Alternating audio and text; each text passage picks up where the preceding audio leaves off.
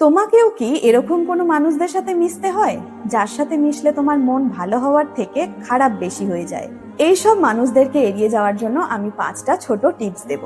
5 নম্বর টিপসটা সব থেকে বেশি গুরুত্বপূর্ণ। টিপস নাম্বার 1, নিজের মূল্য বোঝো। তুমি যথেষ্ট মূল্যবান। যারা তোমার ভালো দিকটা দেখে না তাদেরকে জাস্ট এড়িয়ে চলো। টিপস নাম্বার 2, পজিটিভ মানুষদের সাথে থাকো, যে মানুষ তোমাকে উৎসাহিত করে। টিপস নাম্বার 3, নিজেকে প্রাধান্য দাও।